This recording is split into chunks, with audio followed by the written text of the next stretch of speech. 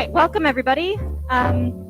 Those of you here in the room and also everyone who's logging in online. My name is Clara Cantor. I'm from Seattle Neighborhood Greenways, and I'm here representing the big coalition of organizations that came together to host this forum. So welcome. A couple of things about the space first. Bathrooms are, if you head back out the way that you came and take a right, there's bathrooms there down the short hallway. If you need anything, there's a couple of folks who are outside or in the front row that might be able to help you with the space as well.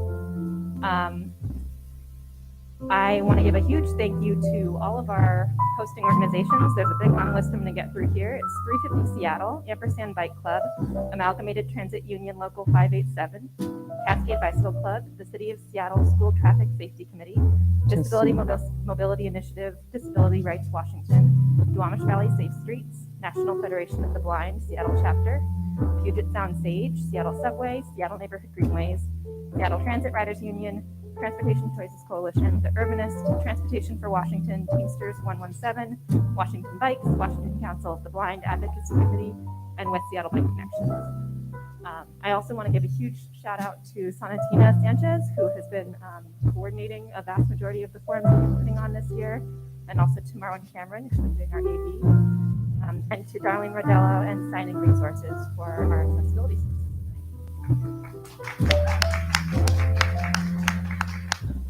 I'm going to turn it over in a minute to our moderator, Crystal Fincher, who is a political consultant who hosts the Hacks and Wonks podcast and radio show, where she gathers insight into local politics and policy in Washington State through the lens of those doing the work, with behind-the-scenes perspectives on what's happening, why it's happening, and what you can do about it.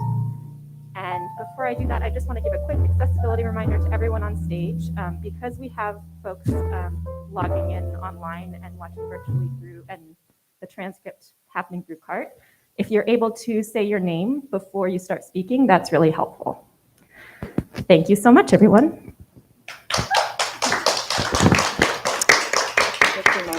And I want to welcome again everyone here to this Seattle City Council District 1 Candidate Forum. Again, my name is Crystal Fincher. I'm a political consultant and host of the Hacks and Wonks radio show and podcast. I'm honored to be here with you and welcome you all to tonight's forum. I'm also excited to hear from our guests running for Seattle City Council District 1.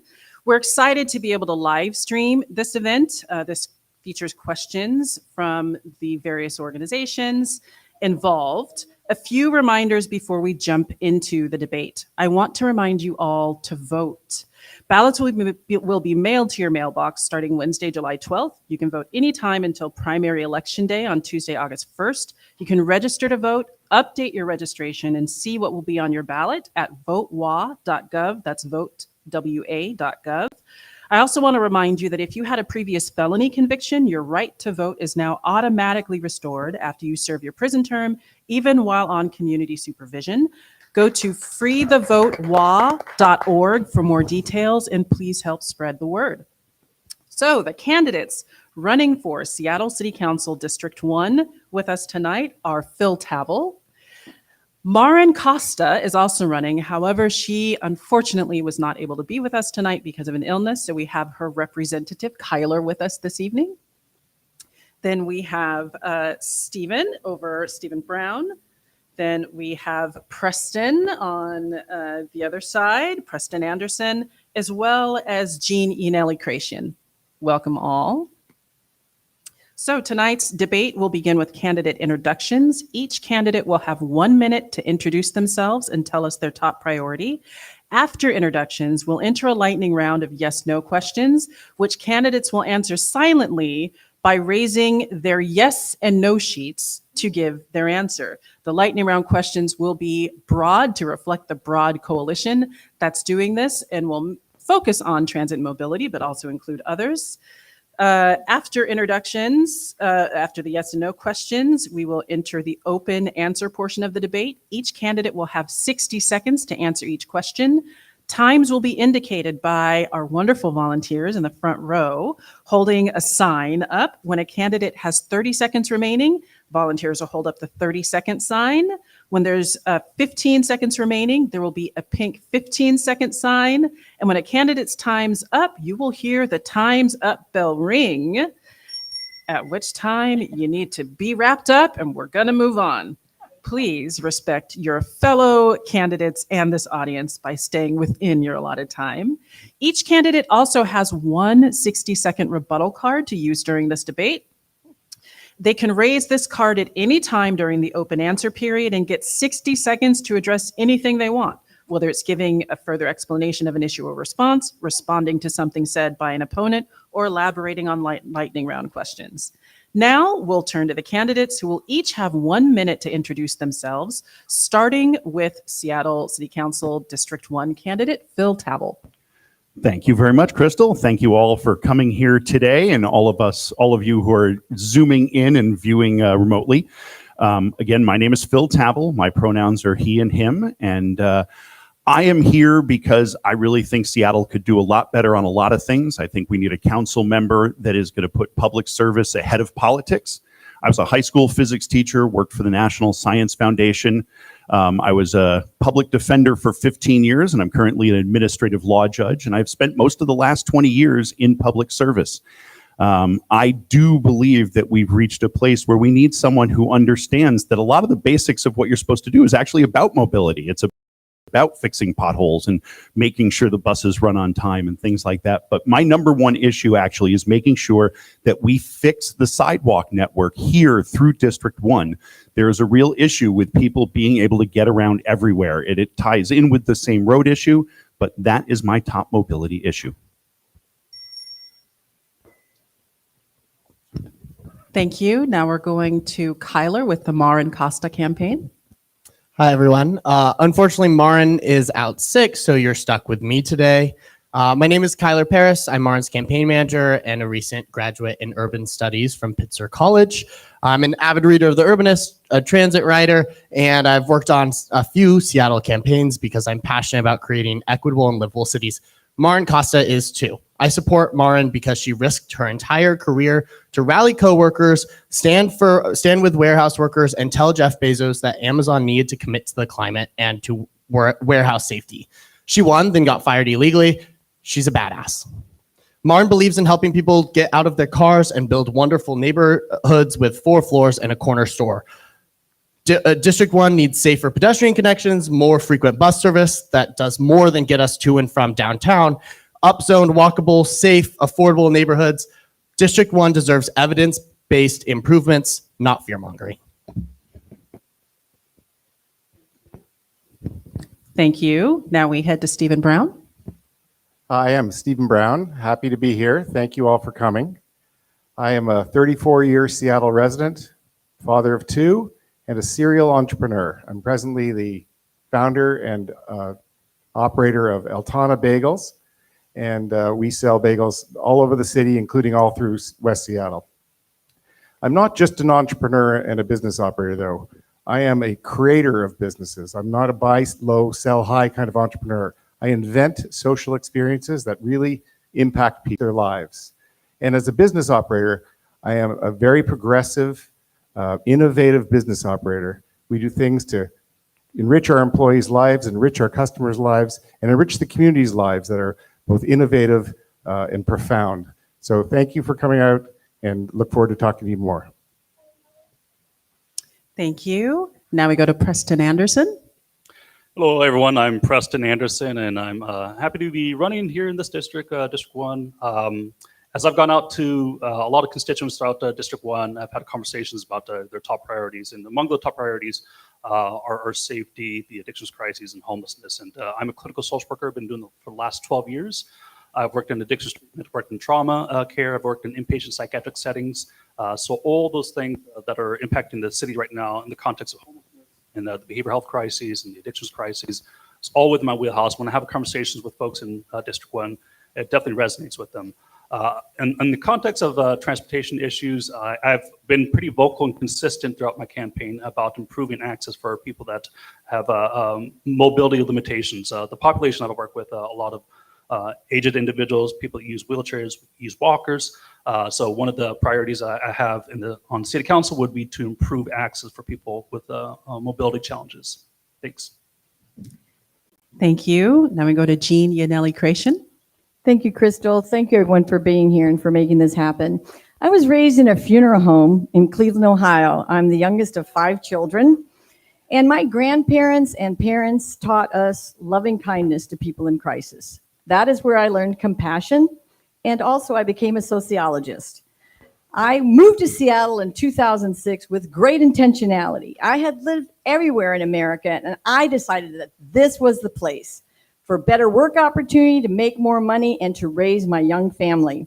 I did have that research company for 30 years up in Anchorage, Alaska, and got to work with indigenous populations and the Alaska Native corporations who were doing work all over the world. I am the only candidate in District 1 with knowledge and experience of a 30-year researcher, small business owner, entrepreneur, public school parent, a renter with a lifelong commitment to public and community engagement. I'm a feminist, a proud member of the LGBTQ community, a breast cancer survivor, and an Italian mama to 8 amazing children. Thank you so much. Now we will move into the lightning round. So please make sure every candidate have your yes and no indicators ready, because you're going to be using them a lot. All right. So we will begin with questions about how you voted. Starting off, first question, have you voted in every general election in the past 4 years? So we have all candidates saying yes. Have you voted in every primary election in the past 4 years? We have Stephen saying no, the rest of the candidates saying yes with a waffle and an unsure by the Marin campaign. I will just go ahead and mention probably a higher degree of difficulty answering on behalf of your candidate who's not here. So we acknowledge you're doing your best, and some of these you may not know. I think both others said she voted in everything. Okay, perfect. Did you vote yes on the King County Crisis Care Center's levy? Every candidate says yes. In 2021, did you vote for Bruce Harrell for Seattle mayor? Every candidate, with the exception of the Marin campaign, says yes. In 2021, did you vote for Lorena Gonzalez for Seattle mayor? That's every candidate a no, with the exception of the Marin campaign, which is an unsure. In 2021, did you vote for Nicole Thomas Kennedy for Seattle City Attorney? We have got waffles from the Marin campaign and Stephen, and no from Phil, Preston, and Jean. In 2021, did you vote for Ann Davison for Seattle City Attorney? In the general election. We have a yes from Phil, Stephen, Preston, no from Jean, and unsure from the Marin campaign. In 2022, did you vote for Julie Anderson in the general election for Washington Secretary of State? We have a yes from Jean, Preston, and the Marin campaign, no from Phil Tavel and Stephen. In 2022, did you vote for Steve Hobbs for Washington Secretary of State? We have got no's across the board. In 2022, in the general election, did you vote for Lisa Mannion for King County Prosecutor? We've got a yes from Phil, Preston, and Jean. We've got a waffle from Stephen and an unsure from Kyler, the Marin campaign. In 2022, did you vote for Jim Farrell for King County Prosecutor? We have no's across the board and unsure with the Marin campaign. In 2022, did you vote for Patty Murray for U.S. Senate? We have yeses across the board. In 2022, did you vote for Tiffany Smiley for U.S. Senate? We have no's across the board. In 2022, did you vote yes for ranked choice voting? We have yeses across the board, except an unsure from the Marin campaign. In 2022, did you vote yes for approval voting? Approval voting. The other question in the second part of that ballot. We've got yes from Jean, a no from Preston and Stephen, unsure from the Marin campaign, yes from Phil Tavel. This year, did you vote for yes on the veterans, or will you be voting yes on the Veterans, Seniors, and Human Services levy? We have a yes from all candidates across the board. Will you ensure public restrooms in District 1 will be available and open in all or near all large public parks and gathering spots? We have yeses across the board. Have you ever waited more than 30 minutes for a bus? We have yeses across the board. Have you ever waited more than 60 minutes, an hour for a bus? Metro bus, yep. We have no's from Kyler and Stephen, yes from Phil, Preston, and Jean. So many of our sidewalks are inaccessible to many people with disabilities. Will you support a city policy that would require SDOT to repair sidewalks along roads they are repaving? Yeses across the board. Should the next transportation levy include funding to complete Seattle's missing sidewalk network on arterial streets, as well as resources to finish installing missing curb ramps and audible tactile APS signals? We have yeses across the board. Most high salary workers receive employer paid transit passes, but low wage workers not so much. Will you support legislation requiring that large employers subsidize transit passes for their workers? We have yeses across the board. Will you sponsor legislation requiring SDOT, the Seattle Department of Transportation, to prioritize bike and pedestrian safety over vehicle parking? Yeses across the board. Will you pledge to support and strengthen legislation that increases bike lanes, sidewalks, bus lanes, and street trees, even when it impacts parking and convenience for drivers or special interests? Yeses from all candidates. Debris in bike lanes is a major safety issue. Will you sponsor legislation requiring SDOT to prioritize cleaning bike lanes ahead of clearing traffic lanes? We've got some slow answers, but we've got a no from Phil Tavel, yes from the Marin campaign, yes from Stephen, a waffle from Preston, and a yes from Jean. Will you support a streetcar project and commit to connecting the streetcar lines? We've got a yes from all candidates. Have you ridden a bike in the past month? That's a yes from all candidates, except for Preston, that's a no. Have you ridden a bus in the past month?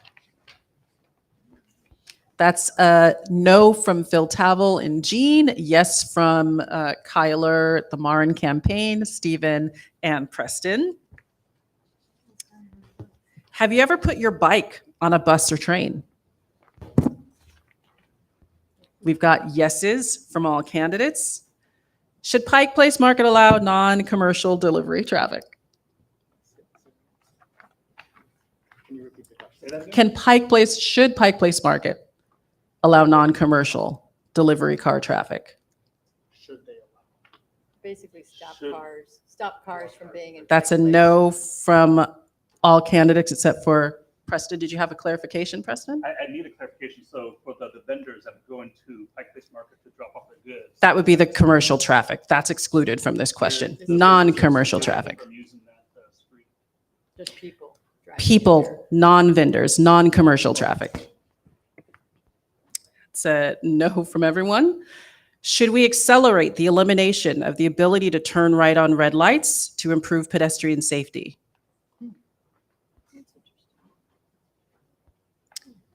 That's a no from all candidates except for the Marin campaign.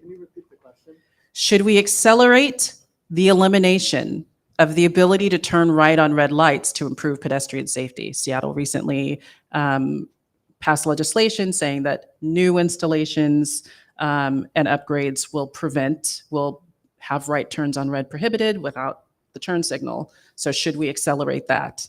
Okay. Have you ever been a member of a union? We've got a yes from Preston, a yes from Phil Tavel, and no from Jean and Stephen. Unsure for the Marin campaign. Have you ever walked on a picket line? On a picket line as part of it or opposing it? Have you ever been part of a Violate. striking action walking a Okay. picket? Walk across a picket line? No. We've got all candidates saying yes, with the exception of Stephen. Have you ever crossed a picket line? That's what I thought that question was. We have no's from Phil, the Marin campaign, Preston, and Jean. We have a waffle from Stephen. Is your campaign unionized? Is your campaign staff unionized? We have no across the board and a waffle on the Marin campaign. Is your campaign in the process of being unionized? We have a couple of waffles from the Marin campaign and Preston, no's from Phil, Stephen, and Jean. If your campaign staff wants to unionize, will you voluntarily recognize their efforts? We have yeses across the board.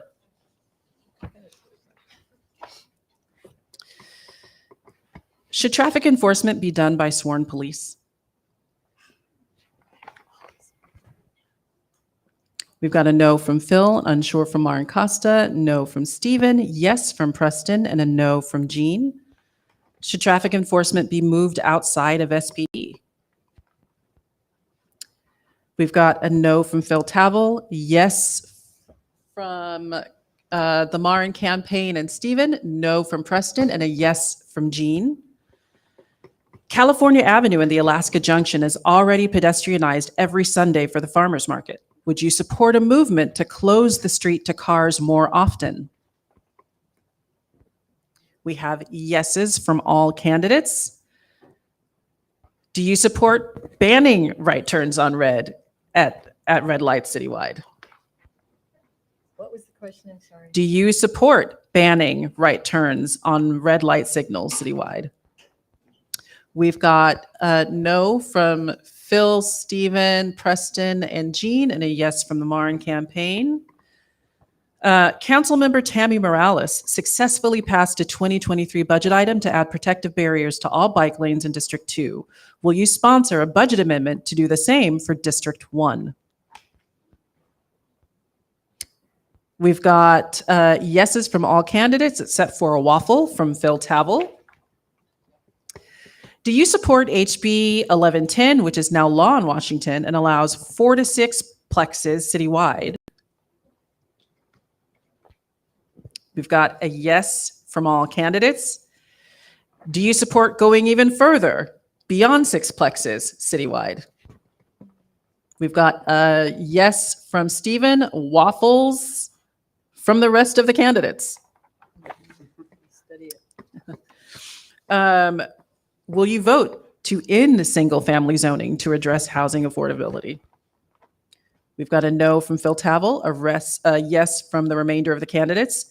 Did you vote in favor of Seattle's Social Housing Initiative 135? Got yeses across the board. Will you vote to provide additional funding for Seattle's Social Housing Public Development Authority? We have yeses from all candidates. Do you rent your residence? Oh, sorry. My apologies. So on that last question, I misspoke and Stephen waffled. That was not a yes. So this last question, do you rent your residence? We have yeses from Phil, Preston, Stephen, and Jean. No from the Marin campaign and Preston. Do you own your residence? We have no's from Phil, Stephen and Jean, yes from Preston and the Marin campaign. Are you a landlord? We have no's from all candidates. Would you vote to require landlords to report metrics, including how much rent they are charging, to help better plan housing and development needs in this district? We have yes from all candidates with the exception of Preston. Do you agree with King County Executive Constantine's statement that the King County Jail should be closed?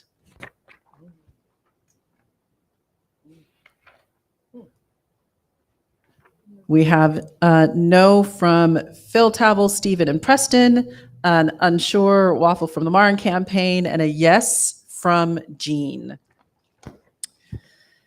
Will you vote to ensure that trans people can use bathrooms or public facilities that match their gender?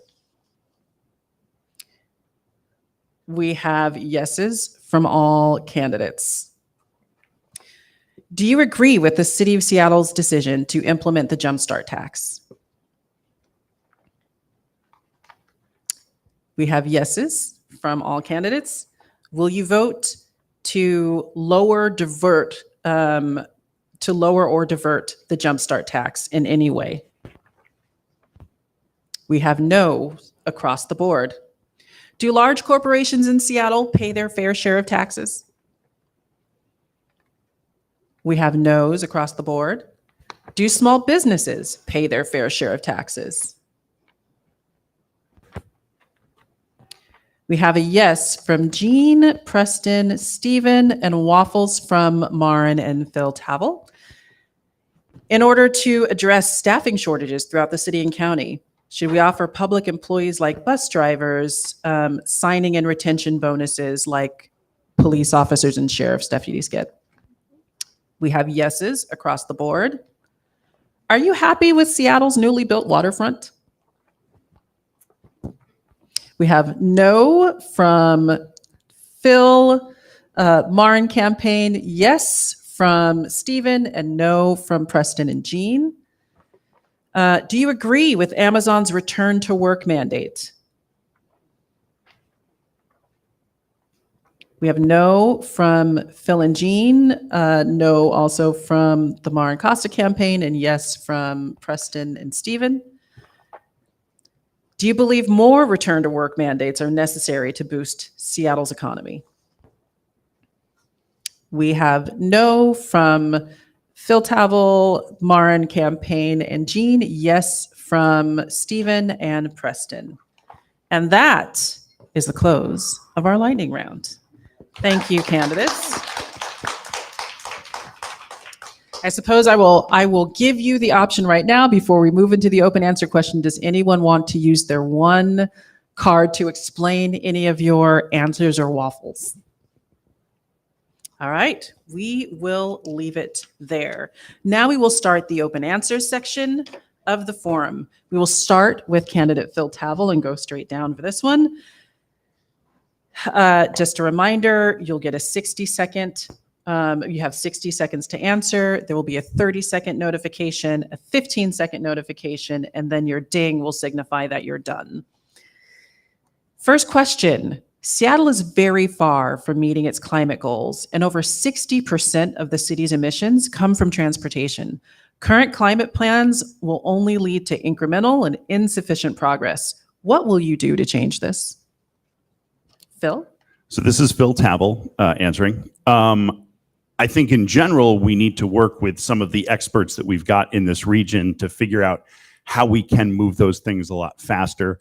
I really believe that we need to electrify our municipal fleets in a much faster way. But I think in general, a lot of it should really just be moving with a little bit more purpose. I think a lot of people are under this misconception that, you know, we can still avoid climate change issues. And we've already entered the phase where we're just in damage control. And so I think anything that doesn't step up with real urgency is an issue. And so I want to see these climate change measures moved much faster. Go ahead. Kyler with filling in for Marin. Yeah, transportation is over 60% of the carbon emissions. It's more than double what it is for building emissions, the next biggest polluter. So we need to get people out of the cars, and how we do that is making non-car options as incredible and worthwhile as possible. That means safe, fast, frequent, efficient transit options. That means expanding rapid ride systems and actually doing it with this next levy. It means free transit for non-car owners would be a great program. A safe bike network with affordable e-bike rebate programs. And we should be putting some of our new progressive revenues towards transportation and making sure that our next Move Seattle levy actually meets the needs of the next generation, which is not cars. It's getting people out of their cars. Hi, this is Stephen. I've lived in cities that are much more dense than Seattle. I grew up in Toronto, then lived in Montreal, San Francisco, and Hong Kong. I never felt more free than I have in those cities where I hardly ever got in a car to drive. I think that Seattle would do well to shift its focus even more dramatically to making both choice riders and dependent riders have a greater transit experience. I've got ideas to do that.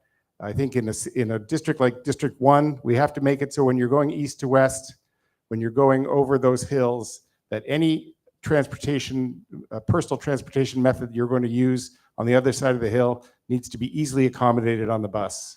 I would do that to get to rid the city of excuses for sticking in their cars. I would let the prices of parking go up even higher. I would use both the carrot and the stick to accomplish this. Hello, this is Preston Anderson. I would want to start off by creating a 10th committee, and that would be the Environmental Justice Committee on the City Council to ensure that we're intensely focusing our efforts toward addressing climate change.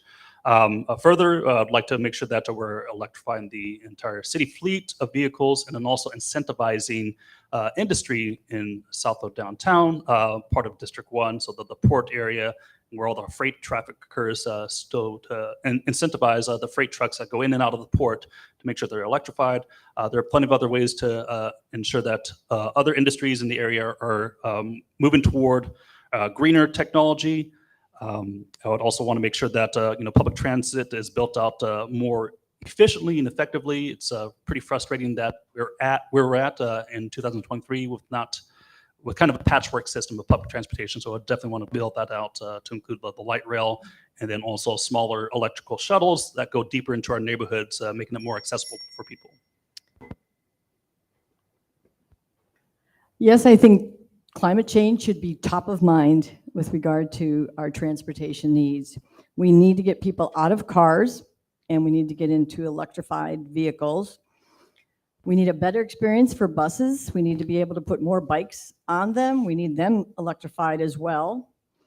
And we need to be giving bus passes to people who are in, everybody should have a free bus ride, in my opinion. If we get people on a bus, then we're all the better. I love to ride my bike, and we need a few more bike lanes that are safe. People think I'm crazy when they see me. I live on Fauntleroy in California, and I head down California. And they like, Jane, I think we need to build a walkable community, that 15-minute community where you can get everywhere you need to get. And that you have your amenities, you have your work, you have your life, your kids are at school, and it's all within 15 minutes. Thank you. And we have one challenge card. So go ahead, Phil Tavel. So I realize, obviously answering this question, one of the biggest things is making sure we've got mass transit coming here to West Seattle, which is overseeing and making sure we get light rail here and that it can expand our network, in this area.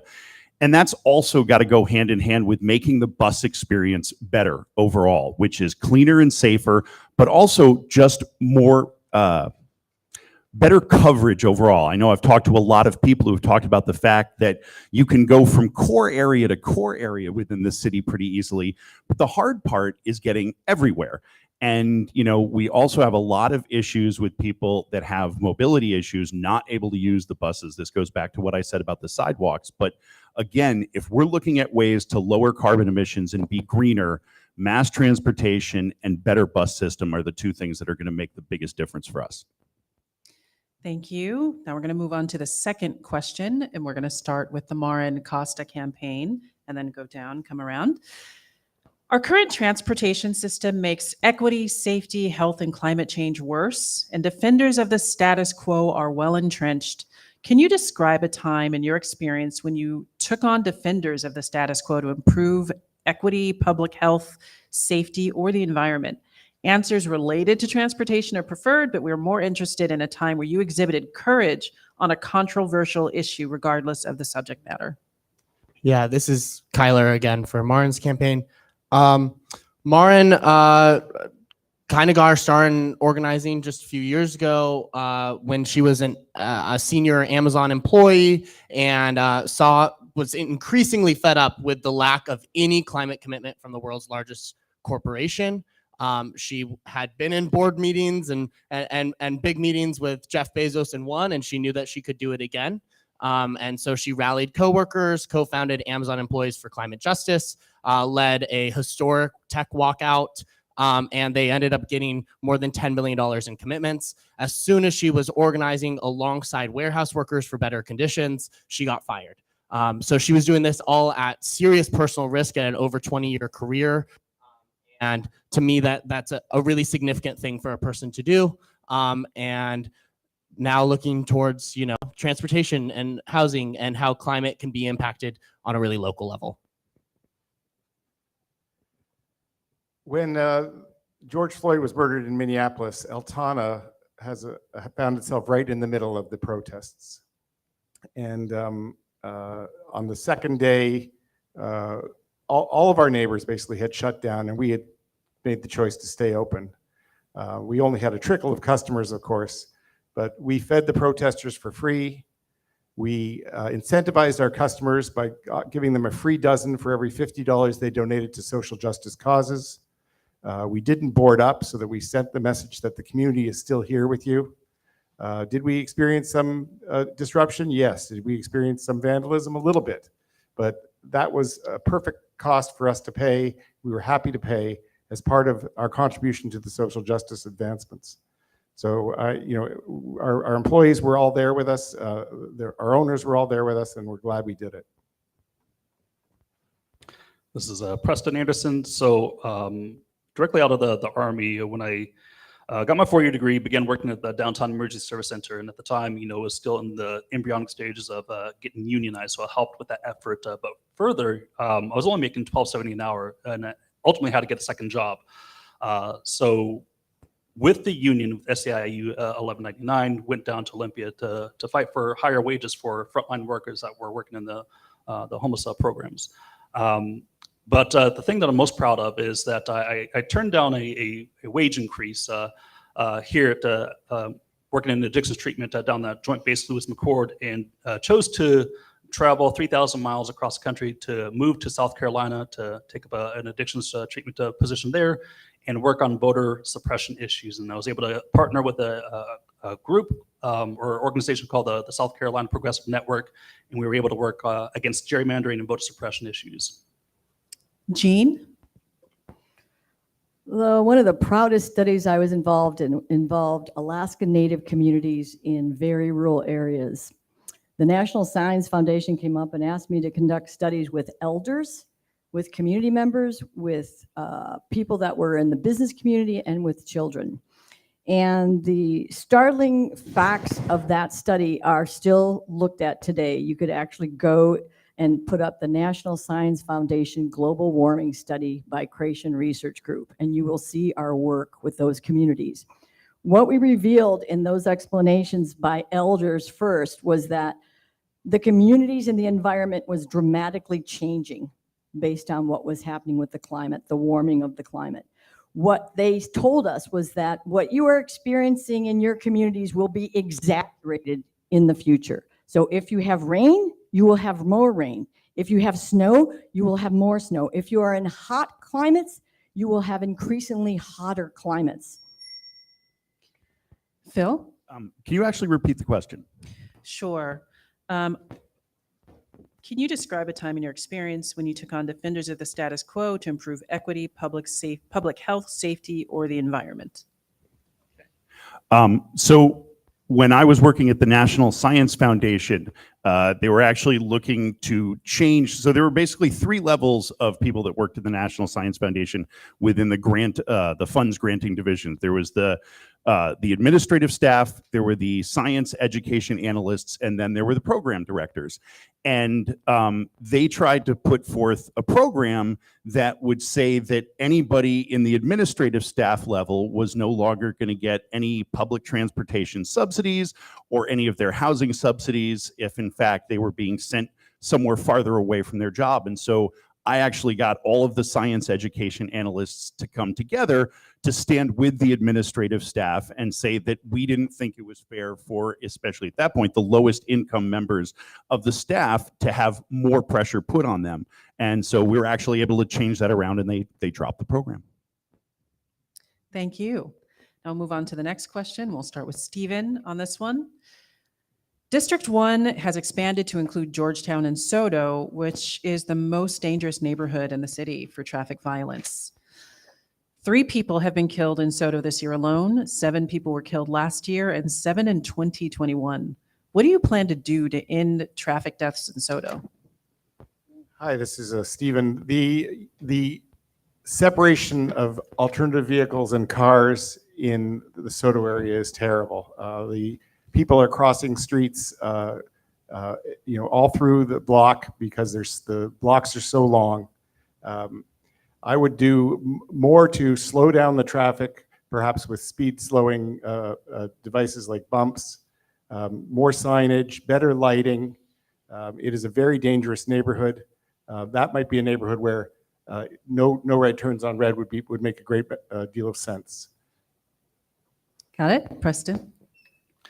Yes, so I've talked about this issue before, particularly with the bike community, and they've talked about the pedestrian deaths in Soto and also the dangers that bicyclists experience down in Soto. But one of the things I was suggesting that we need to build more pedestrian bridges in Soto. And the Georgetown area. I work in that area. I work on 4th and Seal, so I know how dangerous it is. You have several lanes, 6 lanes that you have to cross within a short amount of time, and it is very dangerous. I see that, I get it, but where appropriate, we need to build more pedestrian bridges, and for bicycle lanes, we need to build protected bike lanes down in Soto and Georgetown. Jean? Soto is our industrial community. And so we have to think about what's going on there is trucks and industry coming in and out during the day, and then they're all gone. And so there's not enough right now protections, lights, security. It becomes like a desert. And so that is what's opening up to a lot of the crime, at least the hours that they're reporting the crime is from like 2 a.m. to 5 a.m. So I think that the problem exists because we don't have any activity going on there. We have Pioneer Square now as part of District 1. And so I think we just need to create bike lanes there, some things going on that are getting us to move down in through those areas. I think that these desolate areas where we do not have a lot of people or activity are where we are seeing a lot of the problems. Phil? I think one of the things that needs to happen right away is taking a look at where we have the places that a lot of pedestrians are going, like some of the services that people who are lower income need to access, and they are not intelligently located when you look at where bus stops are, where the crosswalks are, where the lights are. And I know from a lot of the people that were actually clients of mine when I was a public defender, they would talk about that. They would talk about the safety issues, about the fact that where they would get let off by the bus or where they would have to cross was at such a distance from where the actual crosswalk or a traffic light was. So I think we need to take a big look at that neighborhood and find out where we're being not so intelligent about doing those crossings. And we've got to have more protected bike lanes down there, because that intersection between industry and pedestrians and bicyclists, it needs to be better separated. And the last thing is looking at our public safety issue and making sure that we fully fund and fully staff the police. having officers present is something that will keep those speeds down and will hopefully have a positive impact. Thank you. Kyler with the Marin campaign. Yeah, Kyler with the Martin campaign.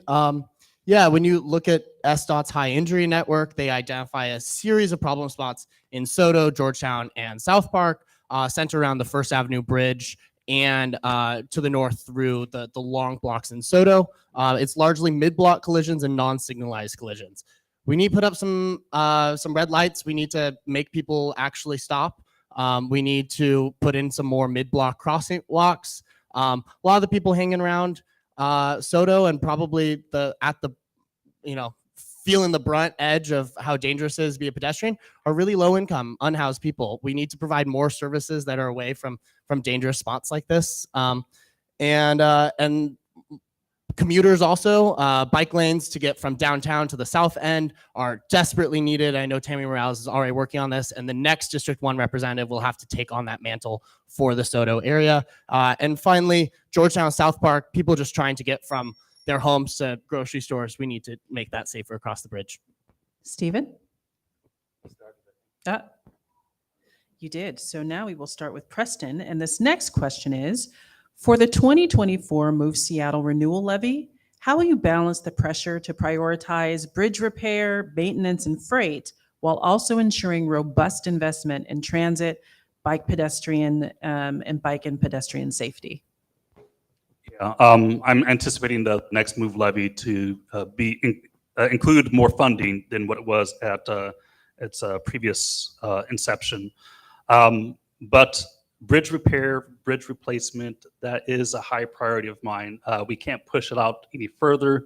The consequences would be just too catastrophic in that situation. So that would be a priority of mine. We've already experienced it here acutely in West Seattle with the bridge being down. And then just, I think it was a month ago, there was a span that connects off of the West Seattle Bridge where a hole developed. And any West Seattle commuter can tell you that that hole just did not appear from anywhere. You travel that West Seattle Bridge and you see plenty of chips in the concrete and parts of the bridge falling apart. And it's no surprise to us. So I think more people will be behind that. But yes, I do support all the other priorities of transportation and public safety and access. Thank you. Jean? Yes, I do support the next Move levy, particularly with regard to the bridge and what we've been experiencing in West Seattle, the repair and replacement. This bridge has been a problem forever, and people tell stories about it, what the things that have happened over the years. It would be a priority of mine that we finally get the much needed attention. And I don't understand why we're not doing more with the federal monies that are for bridges. How much have we gotten for that? I know we've done a lot with bus service, that we were able to get the federal dollars from that same pot of money, but we haven't. I don't know how we have not secured money for the West Seattle Bridge. That would be a priority of mine. This is Phil Tavel. And one of the first things is when the Move levy comes out, you got to make sure that we're asking for the right amount of money. And part of that, obviously, is going through the projects we have and making sure that we're going to fund it evenly between the bridge maintenance and repair we need, between the roads, the other movability issues that we've got. And with respect to the bridges, we've got $3.4 billion worth of bridge infrastructure in this city, and less than $20 million a year is being spent on that maintenance. And as we very painfully learned with the West Seattle Bridge, that was not enough. And so I definitely will focus in a lot of ways on that bridge side, because that infrastructure, like we saw, if we lose it, we have a bigger issue. We also need to stay on top of WashDOT, as we've seen, like with that hole that developed going from the bridge onto the highway. This is something we have to work with them to say, we shouldn't be the only ones responsible, but you need to help. And then the flip side to that, again, is just staying in contact with the communities so that we're aware of issues when they come up. Thank you. This is Kyler with Marin's campaign. Yeah, the Move Seattle levy is going to be crucial to the next phase in Seattle. It's a 30% of SDOT's funding at least. And we need to prioritize safety, equity, and what we want people to do to get around Seattle, how we want people to get around Seattle. and we're talking a lot about bridge repairs. It's really important, but there's also ways to repair, replace a bridge, and then there's ways to turn it into a wider highway, a bigger, that's ensuring that people stay in their cars for decades and decades to come. And guys, pedestrian and bike infrastructure is so cheap compared to a bridge. It doesn't take very much bridge money to build a lot of bike lanes, to protect them, to make sidewalks that have curb cuts and actually are safe for everyone in the city. So those need to be priorities. And it's so inexpensive compared to, a giant bridge. Sure. For the 2024 Move Seattle Renewal Levy, how will you balance the pressure to prioritize bridge repair, maintenance, and freight while also ensuring robust investment in transit and bike and pedestrian safety? Well, as I said in earlier, this is Stephen. As I said in earlier questions, my bias is towards people who are moving around the city without their cars. So I'm going to be an advocate for balancing it favorably to people who are choosing to move around without their cars. I'm also understanding that we want to go with the levy forward with the levy once with a big number rather than 2 or 3 times with middling numbers. People will get weary of that process before they get shell shocked at a price. So I would go with a large levy, go with an ambitious plan, go with one that's strongly focused on alternative transportation. Thank you. And Preston? Gotcha. So we're going to start this time and then move back around. This question, more than half of Seattle's public school children do not get bused to school. What are your proposals to make it easier and safer for kids to walk and bike to school? Yes, I have a child at West Seattle High School, and I had kids grow up at Alki and Fairmount Park School. And so it is an issue that there are quite often children walking around our neighborhoods and our streets, and that I have over the years been concerned when there were things going on in the neighborhoods. I would swing through and pick up a bunch of kids and take them where they were heading off to. We are a walkable community in terms of where I lived in Alki and where I've lived now at Fauntleroy in California. And I think we just have to watch out for our children, and that we have to make sure there's enough sidewalks and that they are together in numbers, that they're not walking by themselves ever. So this is Phil Tavel. I know my son was a 5th grader at Arbor Heights Elementary School, and one of the things that I really thought was very cool was a lot of the families did these walking and biking trains with their kids to school in the morning and in the afternoon coming home. And what I saw was nice is there's that strength in number issue. When the kids are all together and they're doing this at the same time, it is a whole lot safer. But it also highlighted where we needed better crosswalks that actually had lights that needed to be painted, where you've got, reflectors. The fact that, we've got marvelous light in the summertime. However, in the winter, it gets dark pretty early. And sometimes when kids are coming home from school, we don't have areas where there's good lighting. So it's the protected bike lanes, protected pedestrian lanes, fixing our sidewalk network. And I think the schools working to actually bring kids together to show that, hey, in your neighborhood, you all live over in this one area, so the 4 or 5 of you could come in together and go home together. And I think those things are nice because they also build community. I was hanging around near West Seattle High School the other day, and I think an important thing that shouldn't be left out of this is that people aren't only going to, as high schoolers in particular, aren't only going to and from school, but we should think about what other hotspots are around. Where else should we be protecting kids? There's Seattle Public Schools, SDOT speeding cameras that have been implemented in some places. We need to make sure those tickets are actually going out, and that's a easily implementable program across the city. Bike buses are awesome, like Phil was talking about. It usually takes some volunteers to put together, but where we can support and how we can support that, we should. And there's state funding that we can access that we aren't currently for safe routes to school. If we bring our standards in line with what the state's looking for, we can do a lot more with state funding. And yeah, prioritizing people that are not able to get in cars, like kids, making it safe for them to, even get on transit once you're in your teens. That should be our goal as a city. Thank you. And Stephen? This is Stephen. Transit is an archetypal part of a young person's coming of age. And whether it's 12, 13, 14, or 15, I did a study in the city when I worked for a transit agency about how parents make decisions about when their children are ready to embrace transit.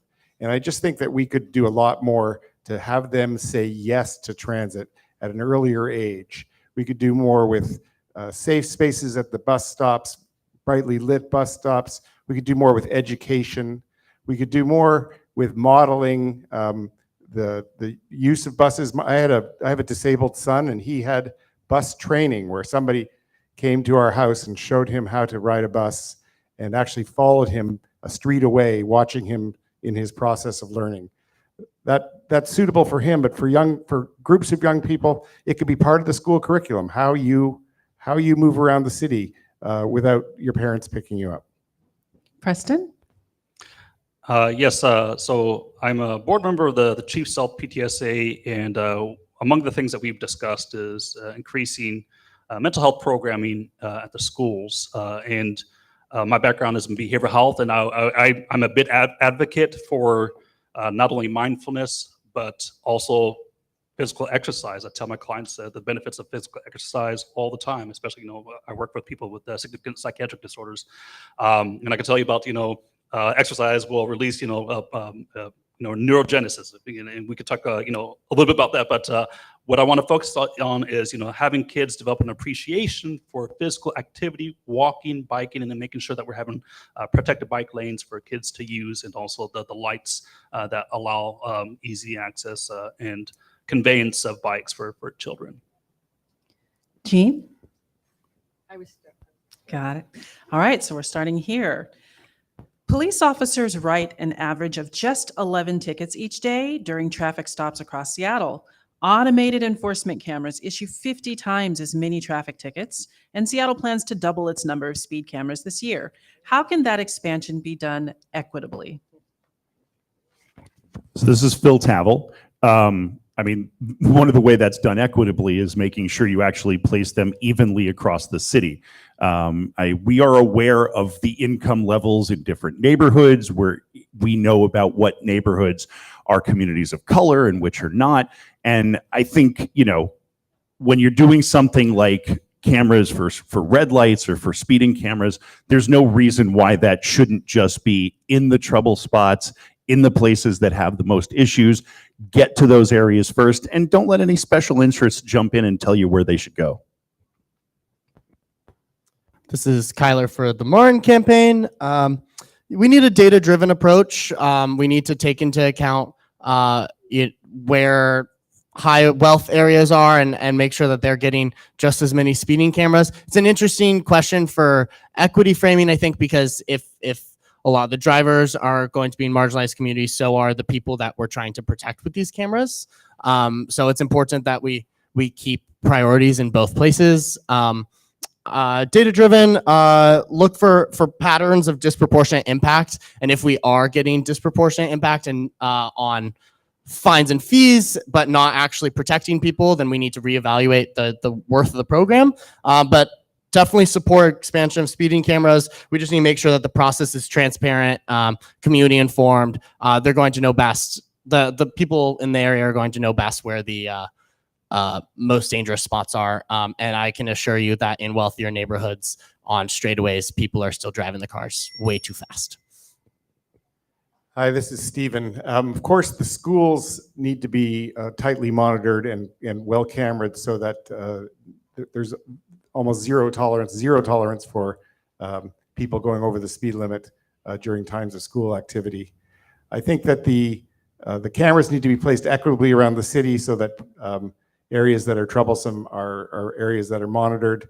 And there can be a different approach related to how people are given relaxed provisions around fine payment to take into account equity issues, while still maintaining a rigor around making sure that areas that have been dangerous historically are the dangers reduced by speed cameras. So with traffic cameras, I think we need to develop an index where, there are already concentrations of traffic cameras and look at where, they're not concentrated, to disperse them evenly. I think you can hire experts that do that. But I do place value on the presence of a human. So a police officer is able to make that discretion in the moment. The discretion. The discretion in the moment, I think that a human factor would be more favorable than a traffic camera. I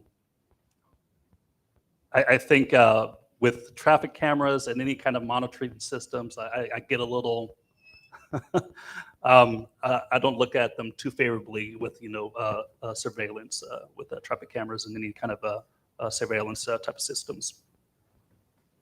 And Jean? Well, road rage is something I've studied many times and in many communities. It's real. And we do find these straightaways where the behavior of drivers annoys other drivers. And so it's very interesting to study that. And I think that we can do more with some data-driven approaches to where are the trouble spots? Where are people getting sort of angry and creating this rage that's happening? Definitely school areas are most critical, and it's, we must be trained to know where they are and to slow down in those spaces and places. We need to talk to communities. They know their neighborhoods better than we do. And I think with a strong community engagement program, we can find out those trouble spots, and we can work with community and put up speed cameras where they recommend. Great. This question will start with Kyler from the Marin campaign. How will you encourage more people to ride transit and retain riders frustrated with unreliable service? Yeah, transit needs to be fast, convenient, accessible, and at all times. And we need to deliver on that. And right now, it looks like the biggest piece that we are missing, the most urgent need, is more bus drivers. We should be giving them incentives like we're doing with the police department to hire more, to retain, to get new hires. We are going to not even use our full transportation levy that's put towards Metro buses because we simply don't have enough people to pay to do it, which probably means we need higher wages. We need to make it an attractive job. We should be, not everyone is just going in and out of downtown every day anymore. People that depend on transit already are probably going from one part of the city to the next. So we need to reorient our bus grid. We need to make it, we can put red paint down anywhere within days. We just don't. So we can make bus lanes where we need them and be flexible. We should aim for non-commuters, teens, elderly. It's already free for teens. Let's get them on buses. Thank you. Stephen? Hi, this is Stephen. So I ride the bus every day to work. I walk up from my home in the Gulch there in Genesee Gulch up to the C bus. And my experience with the buses is pretty darn positive. So I'm going to reflect on a little bit on what I see that I would think they could expand around the city. The bus drivers I'm interacting with are in good moods and kind and gracious. They're patient with the people that they're waiting on. If they're not getting paid enough, shame on us. They should get paid more. Our staff, our frontline staff at Altana probably makes more than bus drivers right now, and it shouldn't be the case. Bus drivers are an invaluable part of our lives. I talked to you about my son who's disabled. He is known by 50 bus drivers in the city. He rides buses everywhere, and they're a big part of our lives. They're a big part of his life, and I support making that job a living career. Yes, I think first and foremost, it's important to develop a coherent public transportation system. And I'm a big proponent of the light rail system. We need to build it out further and build it out faster than what we are currently. So that's a separate issue. But if you go throughout West Seattle, you'll see plenty of bus routes that have been closed down. And I've mentioned many times before that we need to have smaller electric shuttles that go out to those neighborhoods and restart those bus routes. I think a lot of people lose confidence and trust in the public transportation system when they see bus routes closed down, and that just reinforces their inclination to use their vehicles. So we need to make sure that we're going deeper into neighborhoods with smaller shuttles, electric shuttles, and we need to build out a coherent system throughout the city. Jean? Hi. Buses need to be convenient and safe, and we really need a lot more support for those of us that are trying to put bikes on them. I do understand also that there's a great level of workplace discrimination going on in that system, because we know that it's a lot of women bus drivers and a lot of BIPOC bus drivers. And so the fact that they are not earning a respectable wage and that people don't want that job speaks volumes about discrimination going on in the transportation area. The levy, that it has money and we're not using it, is a travesty. How do things like that happen? Like, how do we get it and then not use it? And then we look at why can't we give it to the bus drivers? Why can't we move it around? It just gets so specific about what it needs to be used for that it just ties our hands at every turn. And Phil? This is Phil Tavel. After talking to a lot of bus drivers and talking to a lot of riders in different parts of the city, a few things are very obvious. One, the bus drivers actually do need to have increased wages. Right now, one of the things that they're having to deal with is they're dealing with riders who don't have homes and don't have places to go, and they're ending up on the bus.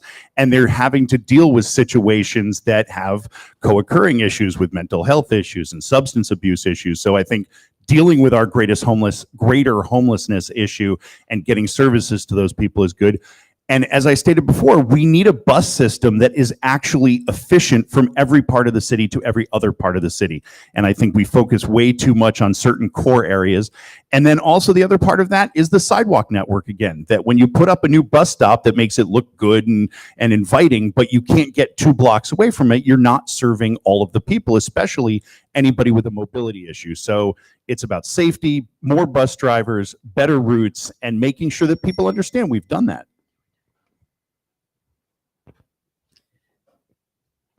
Great. I started this one. Yep. Yeah. All right. So now we are going to move on to a question about bikes.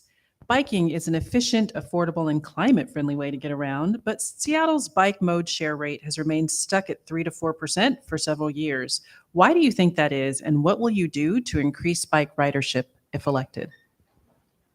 Hi, this is Stephen. Of course, the move to electric bikes is well suited to Seattle's topography, and so I would encourage us not to be overly negative on the bike sharing data when compared to other cities that are flatter. I think that the electrified modes of bike travel are going to take off, and they're going to take off in Seattle in particular. The private sales of electric bikes are soaring.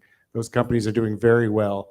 I think that the city of Seattle should approach some of the top providers with an innovative, collaborative public-private partnership to bring in electrified mechanisms to get around. I ride a scooter from Eltona Capitol Hill down to the C-Bus on 3rd Avenue, but I'm too heavy to take the scooter up, so I just walk because the electric bikes are not available. And quite frankly, I don't have time to wait for the regular bike. Preston? Yeah, Stephen essentially said initially what I was going to say. I think the topography, for the history of Seattle, has not lent itself that well to traditional bikes. But now that we have the technology here with electric bikes, I think that that will change. Those numbers will change, and I think the city of Seattle has an opportunity to incentivize providers of those electric bikes to reduce the cost, so it's more accessible to communities that have financial challenges of purchasing a $1,200 electric bike. And I think that's probably not even realistic, right? A $1,200 electric scooter. But hopefully we could get that price down. And also with public transportation, offer more conveyance options for bringing your electronic scooter or electronic bike onto a shuttle or onto a bus. I think we need to develop greater capacity for that so we could and reach out further to throughout Seattle with those electric bikes.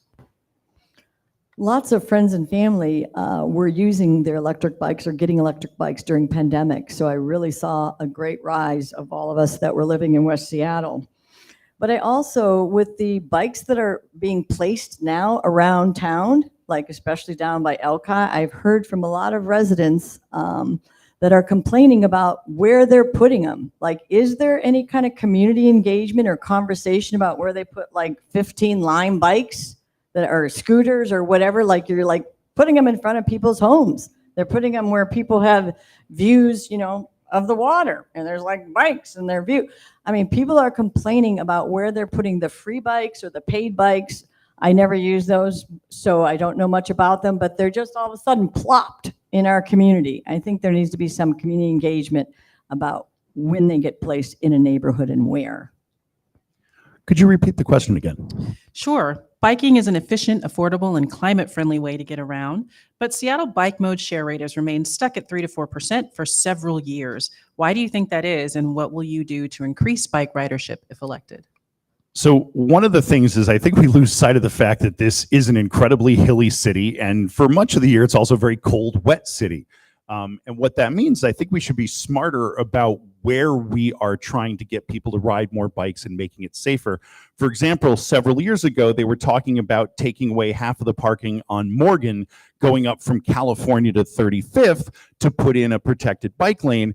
And, you know, as I talk to people in that neighborhood, nobody's biking up the hill there. It's not a common place to go. But let's say, for example, coming out of Fremont into downtown along Dexter, it's incredible bike usage. And I think trying to identify neighborhoods for the people living here where they could actually bike more effectively and go, we can focus our efforts on, you know, lights and protected bike lanes and things that make it safest and more accessible where it's really, truly useful, and not spend the same kind of money in places around the city where it's just not going to be used no matter what you do to it. This is Kyler for the Martin campaign. I'm actually in favor of plopping bikes and bike infrastructure everywhere. I think that most car trips are under 5. I know most car trips are under 5 miles. You can do that on an e-bike without breaking a sweat. Protected bike lanes everywhere, especially connections to transit. The protected part is really crucial. We have a few fits and starts of bike lanes in District 1. But when you are when they're car door lanes, I don't feel particularly safe in those usually, and I can't imagine someone who's new to riding around the city would feel safe either. So let's protect them. We have a few problem spots that people actually bike through that are just not being met with the infrastructure they need. SoDo commuters coming through the from downtown to the south end or West Seattle, Southwest Seattle to South Seattle, like I talked about with the First Avenue Bridge, just no safe routes across to get to things like groceries and necessary services. And the Fauntleroy protected bike lane from 2018 needs to be revived. Thank you. All right, so we have 2 more questions. In the interest of time, we'll make one super quick and make this a yes, no, raise your hand unless you have your paddles handy. Oh, you all have them handy. Look at this. Would you vote to ensure fare free transit for everyone?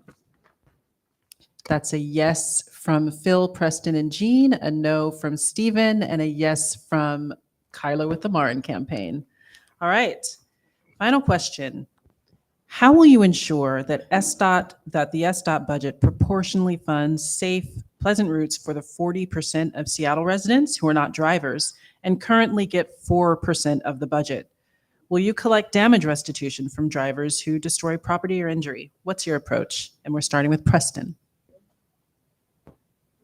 May I have that question up on the screen? I can't hear that well. Oh, sorry. I will, it's getting up on the screen. I will also repeat it. How will you ensure that the SDOT budget provides proportionally safe, pleasant routes for the 40% of Seattle residents who are not drivers and who only get 4% of the budget? Will you collect damage restitution from drivers who destroy property or injure others? I think that's an issue that needs to be studied further, just to determine what the impact is, how much we can collect from that potential revenue source.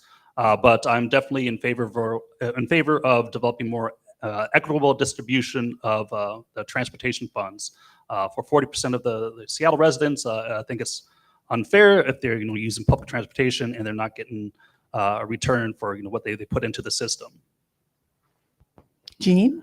Yeah, this is a very interesting question because I do think that, I mean, in learning that there's 40% that are not drivers. It's almost like if there is damage being done, who's to pay for it? And I think at this point that we should collect some restitution when someone has done something that others had not had any involvement in. I mean, if we're just like, it's like the Tea Party here. It's like, we don't use it and we're being asked to pay for it. So I think definitely drivers need to be responsible. And if 40% of the community is not driving, I didn't realize it was that high of a number, that we do need to think more about the balance. This is Phil Tavel. I think one of the starting places is actually talking to a lot of the groups that are sponsoring tonight's forum and helping to identify, maybe 3 or 4 specifics that we could then go to Sound Transit with and talk to them about, or I'm sorry, SDOT, go to SDOT with and talk to them about the fact that these need to be prioritized and why, and show them the specific data behind our requests. With respect to restitution, this is something I dealt with as a public defender. The courts have to do a better job of staying on top of people who do not take care of their restitution.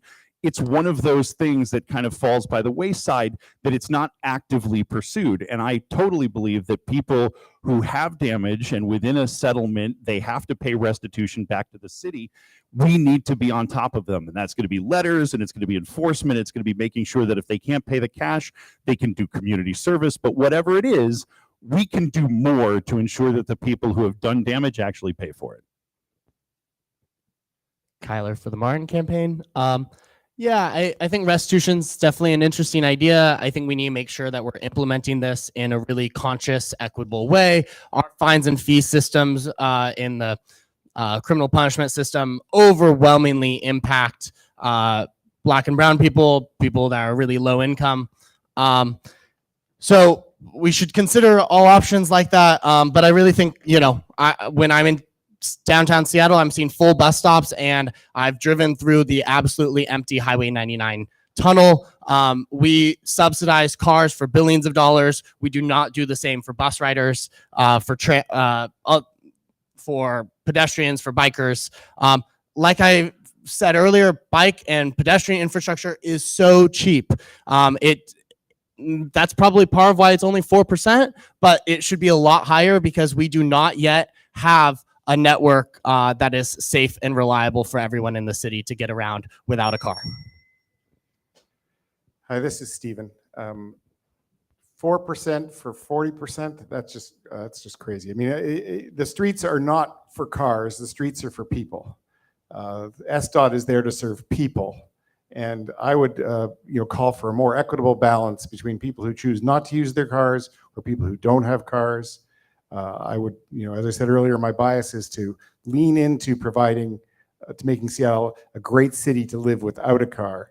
And so, as it relates to transit, making it so attractive for the choice rider that the dependent rider gets to ride for free. And that would be the focus of my efforts. Well, thank you very much. And that brings the question portion of this forum to a close.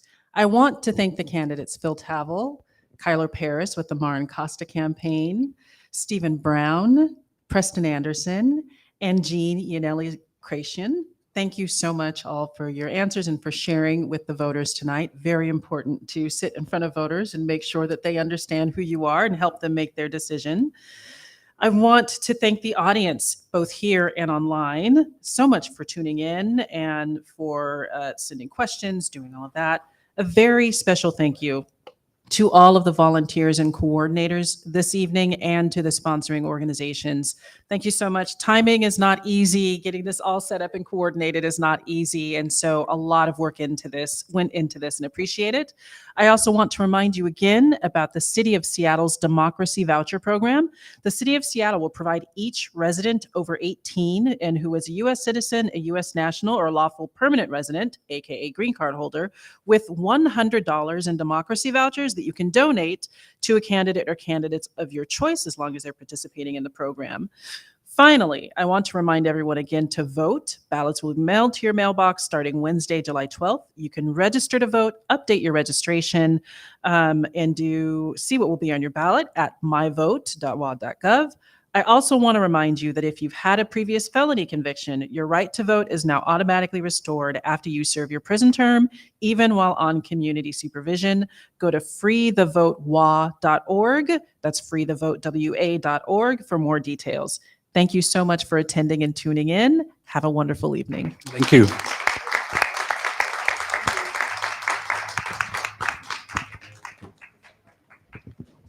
Thank you so. Here, maybe. Thank you so much, everybody. I just wanted to do a quick reminder. Crystal just took all of my reminders to vote, but I wanted to share that if you are curious, or watch The Wire, if you are curious or have friends in other council districts, we do have an upcoming forum for District 4 in Northeast Seattle, which we will be working to reschedule after it was postponed. That one's going to be virtual. And we also have videos and transcripts available for our forums in District 5 up in North Seattle and District 3 in Central Seattle. And the recording and transcript of this forum will be available as well if you'd like to share it with folks. Thank you again to all of our candidates and to Crystal.